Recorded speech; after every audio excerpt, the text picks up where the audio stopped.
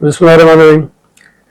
जी, कल supreme court की आईनी अदालत ने एक फैसला दिया जिसमें कुछ बरस पहले सुप्रीम कोर्ट के चीफ जस्टिस गुलजार अहमद साहब ने कुछ ऑर्डर्स किए जिनको उन्होंने रिकॉल कर लिया। और शायद एक तरह से मैं ये कहूँ कि आईनी अदालत ने तस्लीम किया कि शायद वो ऑर्डर दुरुस्त नहीं थे और उन ऑर्डर्स को नहीं जारी होना चाहिए था। लेकिन ये जहाँ खुशाइन बात है कि आईनी अदालत ने एक गलत फैसले को रिकॉल किया, लेकिन हमें ये ज़रूर इसे देखना चाहिए कि जो उसके नुकसानात हुए हैं, जो लोगों को माली नुकसान हुआ, ज़हनी नुकसान हुआ, हमारी मईशत को नुकसान हुआ, वो किस कदर था।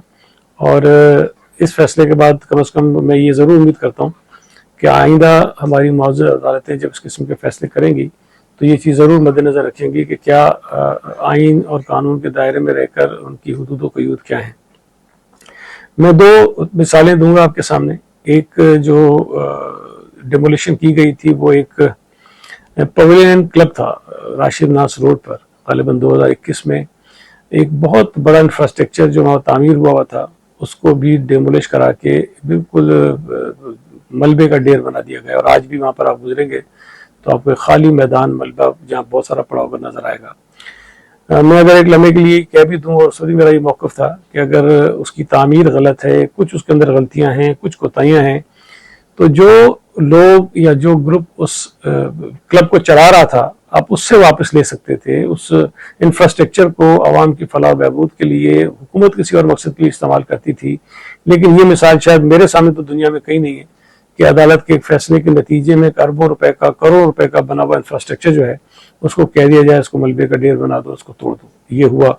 इसके अलावा बहुत सारे केस हुए, लेकिन जो बहुत मशहूर हुआ वो नस्ला टावर का केस था। नस्ला टावर को तोड़ने के लिए भी सुप्रीम कोर्ट के चीफ जस्टिस वही गुलजार साहब का ऑर्डर आया कि इसको तोड़ा जाए। और मैं उस वक्त भी ये कहता रहा कि ये ना किया जाए, ये फैसला गलत है। और मैं उस वक्त असम्बली में खड़े होकर मैंने ये कहा कि इस किस्म की इमारतें जो तामीर हुई हैं, जो उसको तामीर करने वाले हैं लोग हैं, जो अफसरान हैं, जो सियासतदान हैं, जो हुकूमतें हैं, उनके खिलाफ आप कार्रवाई जरूर कीजिए।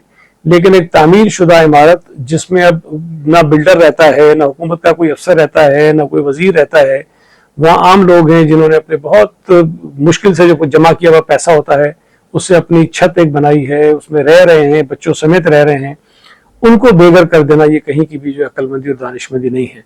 लेकिन खैर उस वक्त जो गुलजार साहब थे उनकी अपनी सोच थी, उन्होंने किसी बात को नहीं माना। और मैं ये कहूँगा कि हुकूमत से भी जबरी तौर पर उसको डेमोलिश करवाया गया, जबरी तौर पर, क्योंकि मैं उस हुकूमत का हिस्सा हूँ। मुझे पता है कि हमारी हुकूमत इसके हक में बिल्कुल नहीं थी कि हम उस इमारत को ज़मीन बोस करें, लेकिन वो बहरहाल ज़मीन बोस करवाई गई। और मेरे इल्म में बहुत सारे लोग हैं जिन्होंने बहुत पहले उस इमारत में अपने अपार्टमेंट्स बुक करवाए थे, वहाँ रिहाइश पजीर थे। और अगर बिल्डर ने उनको पैसे भी दिए तो ज़ाहिर है वो पैसे उस वक्त जब उनको मिले होंगे तो उसकी वक़्त वो नहीं रह गई थी जब ये फ्लैट्स खरीदते वक्त थी। तो बड़े दुख और अफसोस होता है कि इतने अरसे बाद एक गलत फैसला, खुशी इस बात की है कि फैसला वापस ले लिया गया, लेकिन इस बात का दुख होता है कि अदालतों के फैसले बाज़ औक़ात ऐसे आ जाते हैं जिसके नुकसानात का एहसास, अंदाज़ा जो है उस वक्त मौजूद जज साहिबान जो वहाँ बैठे थे उसका नहीं लगा सके। और ये तो सिर्फ वो अफराद थे जो उस बिल्डिंग में रहते थे, लेकिन वो अफराद जो इस क्लब को चला रहे थे पवेलियन को, उनको नुकसान एक नज़र आता है। लेकिन इसके नतीजे में बेशुमार दीगर जो प्रोजेक्ट्स थे वो रुक गए। कराची में तामीराती जो एक बिजनेस था उसको नुकसान पहुंचा। लोगों ने जो बहुत सारे पैसे लगा के अपनी बुकिंग्स करवाई हुई थी मुख्तलिफ बिल्डिंग्स में, उनको नुकसान पहुंचा।